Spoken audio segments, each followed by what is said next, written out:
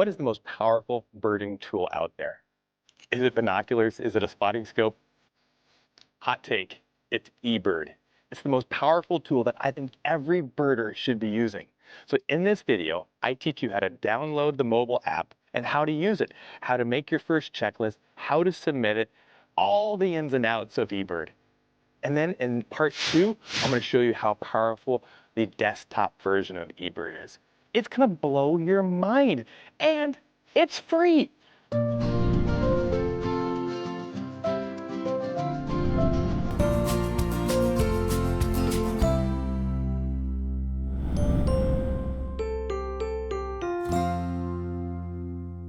think it's imperative that you get a eBird account. And this is where you're going to keep the listing of all the birds you see. Now, you might be old school and say, I just write it down in my journal. I think that's great. I did that for a long time too. But I encourage you to put it in eBird. This is modern birding, so we're going to use all the modern technology. There are other places online to store your checklist. Audubon Society or I think Merlin has a place. But really, use eBird. I mean, it's backed by the Cornell Lab of Ornithology. So Cornell is the university in upstate New York. It's an Ivy League college. It's been there for hundreds of years. It's not going away.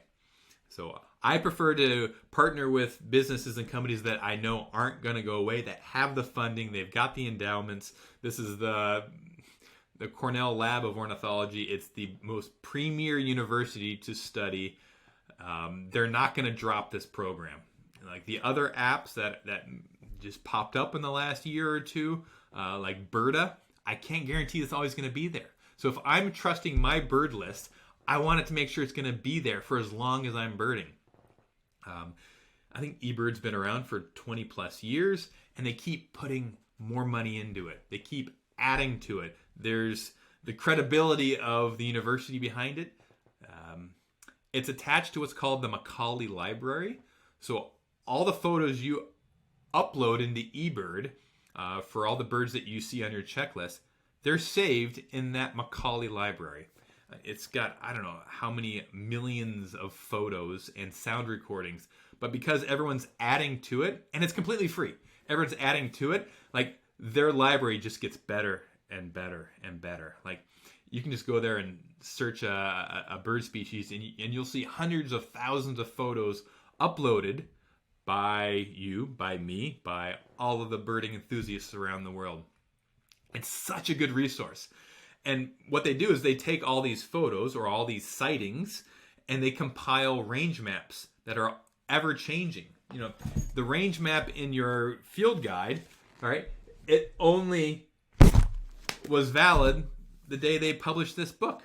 And some of the field guides you have might be 10, 20 years old. But birds, because of climate change, their patterns and their habits are ever changing. And so eBird has the most up-to-date data. Also, it allows you to see all the sightings in your area. So not only is it just a place to see your list, but it's a place to see my list, or your neighbor who's a birder, or the birding experts that come into your neighborhood. Like you'll be able to see their checklist, which will give you a tip of what other birds that you haven't seen that are in your area. This is where we're going to do all of our research and all of our hacks of where and how to find the birds is by using eBird data. And I'm going to show you how to be a power user. So if you haven't done it now, go get your eBird account. And I encourage you, if you've got children, set them up with their own eBird account. Because then when you can see a bird with them, they now have it on their life list. I mean, I wish, I'm 45. I've seen so many birds growing up that I didn't keep track of.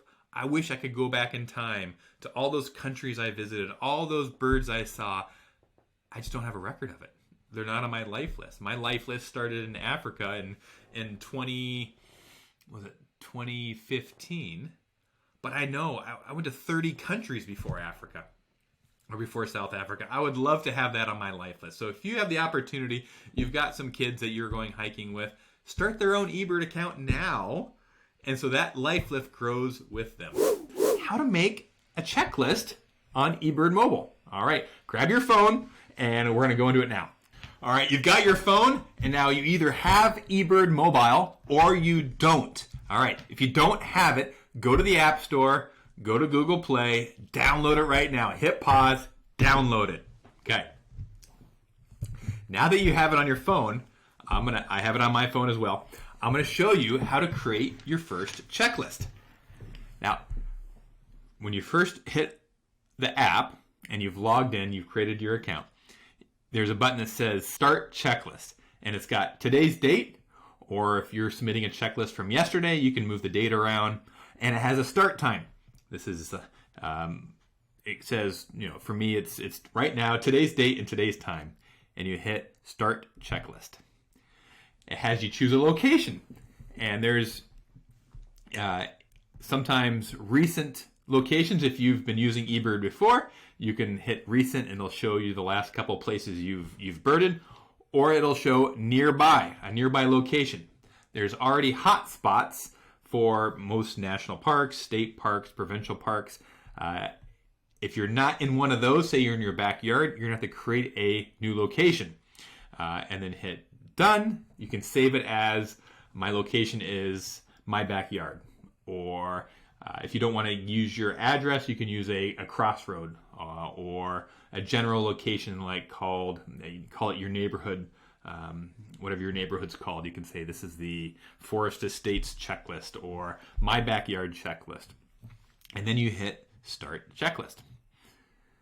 And what you'll see, which is really neat, is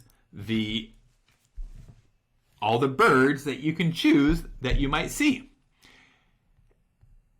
What this does, it's a customized checklist already, knowing your location, what day of the year, and what most likely species that are going to be in your area.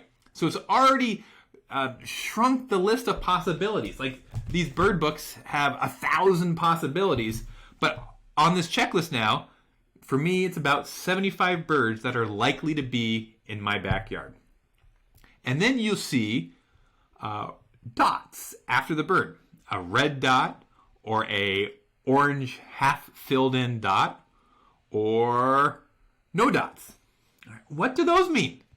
Well, it's the rarity of the bird and the likelihood that you're seeing this bird.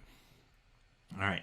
So for me, when I open up my app, any of the duck species or swan species they're saying is unreported or kind of rare for my area, because I don't live on a lake. I don't live on an ocean. So the chance of a swan flying over my backyard, I've had it, is very infrequent. So they won't use, they're giving me a hint with that red dot that it's been unreported in my area. The orange half-filled icon is infrequent, meaning it's been there, but not recently. It's not the time of year yet for this bird. And then there's a R for restricted or rare, meaning it will not allow you to put that bird on your checklist unless you put in some more details.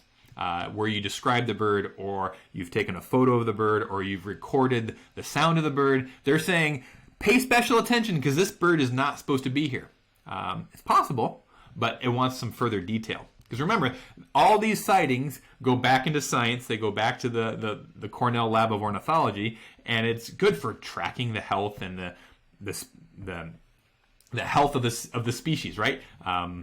The rare birds, they kind of want to see where they are, and are the sightings going up or going down, and this helps decide where conservation dollars are going.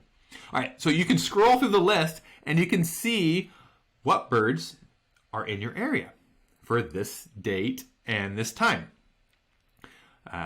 So like for me, I just saw a white-breasted nuthatch, so I'll scroll down till I see white-breasted nuthatch, and then you see a plus. I hit the plus to the left of the name, and now I've got one white-breasted nuthatch on my checklist. Alternatively, I could click on the name And then there's a bird-specific page that pops up where you can enter the number of birds observed, whether it's one bird, two birds, or you've counted 10. And then you hit done. There's also a place where you could add the breeding code. If, for instance, it's springtime and you saw the white-breasted nuthatch feeding young or with babies, you can add additional details. We're not going to worry about that right now. You're just going to hit done. The other option is at the very top. If you don't want to scroll down to the nuthatch section, you can just hit plus add observation. It's at the very top. And you can type in nuthatch. N-U-T. And then, oh, looks like there's a white-breasted or a red-breasted in my area. Which one was it? Was I able to identify it? Well, this also gives me some hints. The white-breasted nuthatch shows up with no dots next to it, no orange or red dot, but the red-breasted nuthatch has an infrequent. So that tells me right off the bat that the white-breasted is a more common bird in this area this time of the year. So maybe look closer, because if you thought it was a red-breasted, well, that's a more, a rarer bird. Are you sure? All right. And then you hit yes. And so let's see. In my backyard right now, there is about 25 goldfinch. I'll put that on my checklist. There's about 10 juncos. And then I'll add that. All right. Now when I'm ready to submit, I've got those 3 birds here. I hit review. And then it'll ask you, were you traveling? Were you stationary? Or was this an incidental checklist? Incidental means you were driving down the road and you saw a red-tailed hawk sitting there on a tree, and birding wasn't your primary purpose of the trip. You were just driving. It's not all the birds in the area. It's just the one you saw. So that would be an incidental checklist.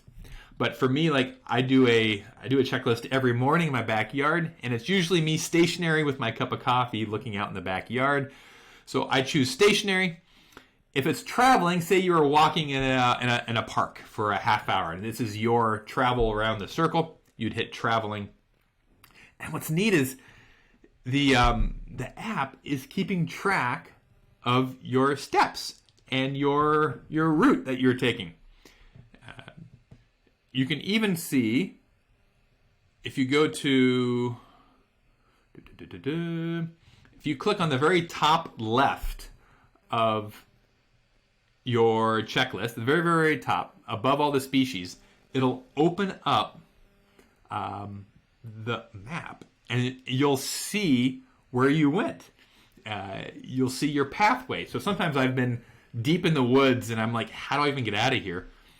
I'll click on that location, and it'll show me my steps and where I started, so I can get out of there. That's also fun. So I review it. I choose if I was traveling or stationary. How many people were you? If it, just one person, if it was by yourself, you can click on 2 people or 3 people. And then if you add more than one person, you can even share this checklist with the other people in your birding group. So if, say it's a mom with 2 kids, you can share it with your kids on their checklist. And you would choose their eBird name, and it automatically gets sent to them as an email, and then they can accept it. And then how far were you walking? It'll either calculate it for you, or you can change it if maybe you didn't start your app all the way at the beginning of your hike. Is this a complete checklist? Meaning, were you identifying all the birds, or were you just doing a special checklist for 1 or 2 birds? And then you hit continue. And then that submits it to eBird. And when you do that, almost there, hold on, yes. You get to the My eBird page, which is so neat because it shows you how many birds now you've seen in your county by the year.